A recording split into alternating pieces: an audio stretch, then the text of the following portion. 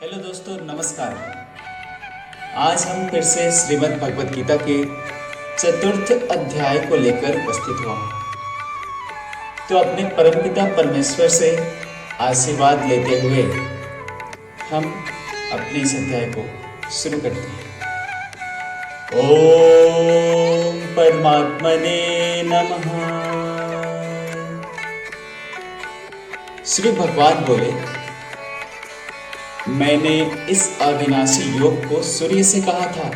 सूर्य ने अपने पुत्र वैवस्वत मनु से कहा और मनु ने अपने पुत्र राजा इक्ष्वाकु से कहा। हे परम तप अर्जुन, इस प्रकार परंपरा से प्राप्त इस योग को राजर्षियों ने जाना, किंतु उसके बाद वह योग बहुत काल से इस पृथ्वी में लुप्त प्राय हो गया। तू मेरा भक्त और प्रिय सखा है, इसलिए वही यह पुरातन योग आज मैंने तुझको कहा है, क्योंकि यह बड़ा ही उत्तम रहस्य है, अर्थात गुप्त रखने योग्य विषय है। अर्जुन बोले, आपका जन्म तो अर्वाचीन अभी हाल का है और सूर्य का जन्म बहुत पुराना है, अर्थात कल्प के आदि में हो चुका था। तब मैं इस बात को कैसे समझूं कि आप ही ने कल्प के आदि में सूर्य से यह योग कहा था। श्री भगवान बोले, हे परम तप अर्जुन, मेरे और तेरे बहुत से जन्म हो चुके हैं, उन सबको तू नहीं जानता, किंतु मैं जानता हूं। मैं अजन्मा और अविनाशी स्वरूप होते हुए भी तथा समस्त प्राणियों का ईश्वर होते हुए भी अपनी प्रकृति को अधीन करके अपनी योग माया से प्रकट होता हूं। यदा यदा हि धर्मस्य ग्लानिर्भवति भारत, अभ्युत्थानं धर्मस्य तदात्मानं सृजाम्यहम्। हे भारत, जब जब धर्म की हानि और अधर्म की वृद्धि होती है, तब तब ही मैं अपने रूप को रचता हूं, अर्थात साकार रूप से लोगों के सम्मुख प्रकट होता हूं। परित्राणाय साधूनां विनाशाय च दुष्कृतां धर्म संस्थापनार्थाय संभवामि युगे युगे। साधु पुरुषों का उद्धार करने के लिए, पाप कर्म करने वालों का विनाश करने के लिए और धर्म की अच्छी तरह से स्थापना करने के लिए मैं युग युग में प्रकट हुआ करता हूँ। हे अर्जुन, मेरे जन्म और कर्म दिव्य अर्थात निर्मल और अलौकिक है। इस प्रकार जो मनुष्य तत्व से जान लेता है, वह शरीर को त्याग कर फिर जन्म को प्राप्त नहीं होता, किंतु मुझे ही प्राप्त होता है। पहले भी जिनके राग, भय और क्रोध सर्वथा नष्ट हो गए थे और जो मुझ में अनन्य प्रेम पूर्वक स्थित रहते हैं, ऐसे मेरे आश्रित रहने वाले बहुत से भक्त उपयुक्त ज्ञान रूप तप से पवित्र होकर मेरे स्वरूप को प्राप्त हो चुके हैं। हे अर्जुन, जो भक्त मुझे जिस प्रकार भजते हैं, मैं भी उनको उसी प्रकार भजता हूँ, क्योंकि सभी मनुष्य सब प्रकार से मेरे ही मार्ग का अनुसरण करते हैं। इस मनुष्य लोक में कर्मों के फल को चाहने वाले लोग देवताओं का पूजन किया करते हैं, क्योंकि उनको कर्मों से उत्पन्न होने वाली सिद्धि शीघ्र मिल जाती है।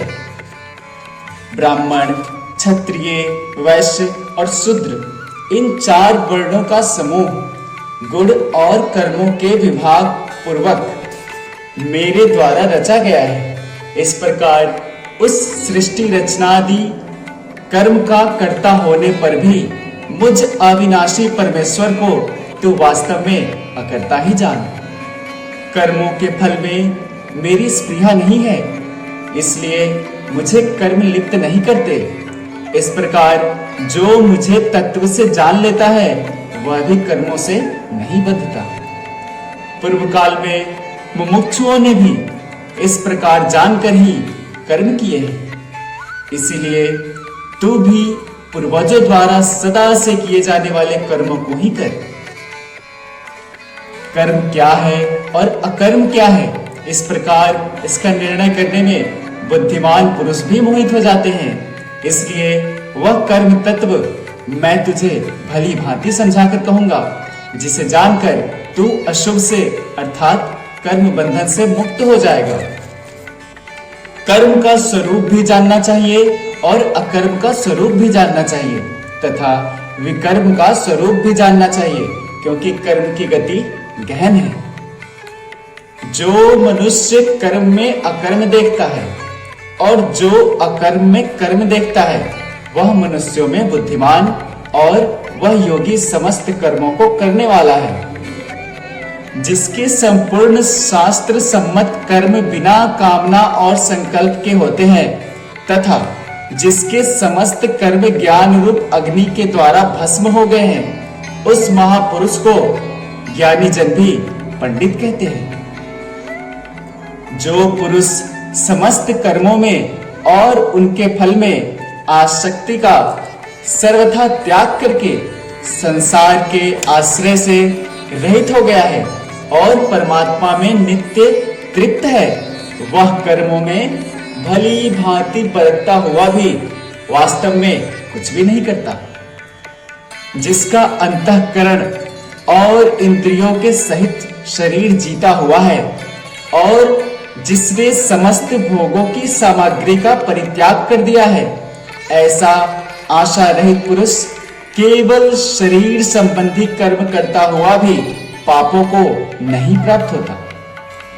जो बिना इच्छा के अपने आप प्राप्त हुए पदार्थों में सदा संतुष्ट रहता है, जिसमें ईर्ष्या का सर्वथा अभाव हो गया है, जो हर्ष, शोक आदि द्वंद्वों से सर्वथा अतीत हो गया है, ऐसा सिद्धि और असिद्धि में सम रहने वाला कर्मयोगी कर्म करता हुआ भी उनसे नहीं बंधता। जिसकी आसक्ति सर्वथा नष्ट हो गई है, जो देहाभिमान और ममता से रहित हो गया है, जिसका चित्त निरंतर परमात्मा के ज्ञान में स्थित रहता है, ऐसा केवल यज्ञ संपादन के लिए कर्म करने वाले मनुष्य के संपूर्ण कर्म भली भांति विलीन हो जाते हैं। जिस यज्ञ में अर्पण अर्थात श्रुवा आदि भी ब्रह्म है और हवन किए जाने योग्य द्रव्य भी ब्रह्म है तथा ब्रह्म रूप कर्ता के द्वारा ब्रह्म रूप अग्नि में आहुति देना रूप क्रिया भी ब्रह्म है, उस ब्रह्म कर्म में स्थित रहने वाला योगी द्वारा प्राप्त किए जाने योग्य फल भी ब्रह्म ही है। दूसरे योगी जन देवताओं के पूजन स्वरूप यज्ञ का ही भली भांति अनुष्ठान किया करते हैं और अन्य योगी जन पर ब्रह्म परमात्मा रूप अग्नि में अभेद दर्शन रूप यज्ञ के द्वारा ही आत्म रूप यज्ञ का हवन किया करते हैं। अन्य योगी जन श्रोत्र आदि समस्त इंद्रियों को संयम रूप अग्नियों में हवन किया करते हैं और दूसरे योगी लोग शब्द आदि समस्त विषयों के इंद्रिय रूप अग्नियों में हवन किया करते हैं।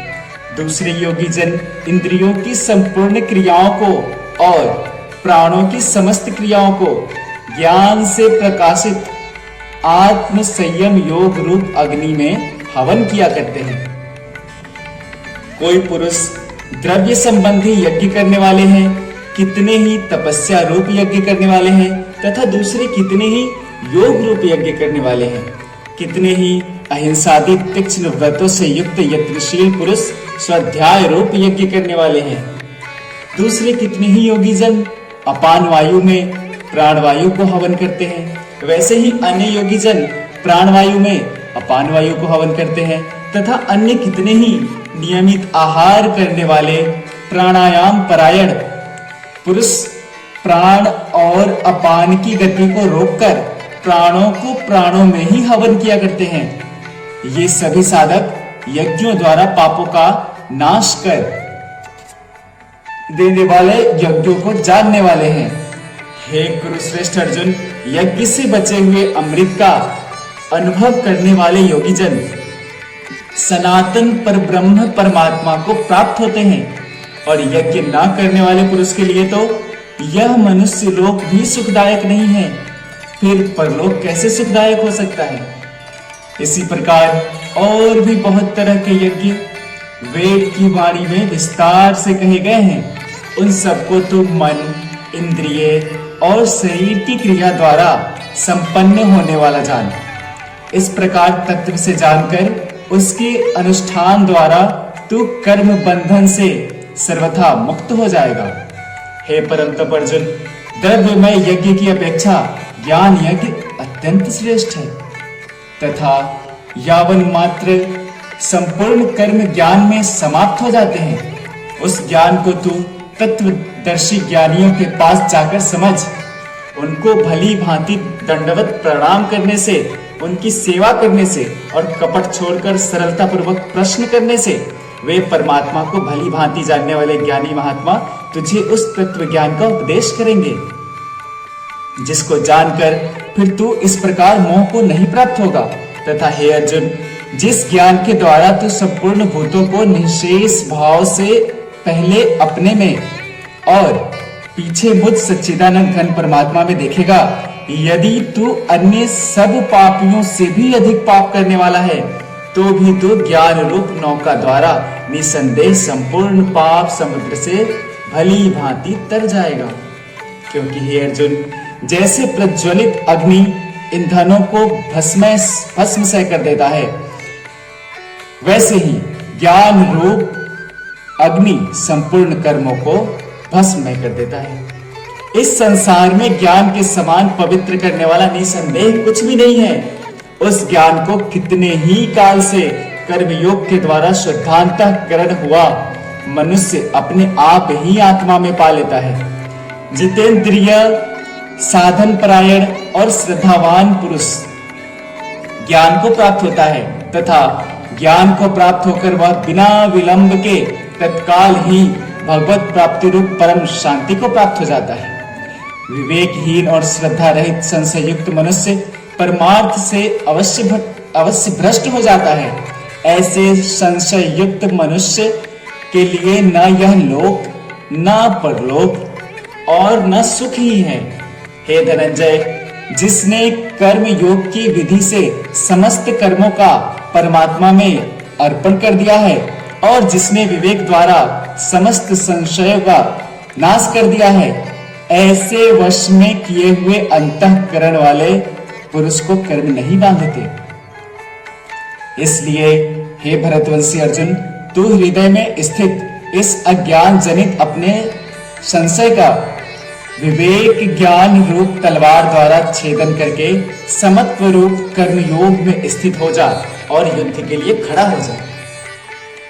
ओम तत्सदिति श्रीमद् भगवद गीता सुपनिषत्सु ब्रह्म विद्यायाम योग शास्त्रे श्री कृष्ण अर्जुन संवादे ज्ञान कर्म संन्यास योगो नाम चतुर्थ अध्याय।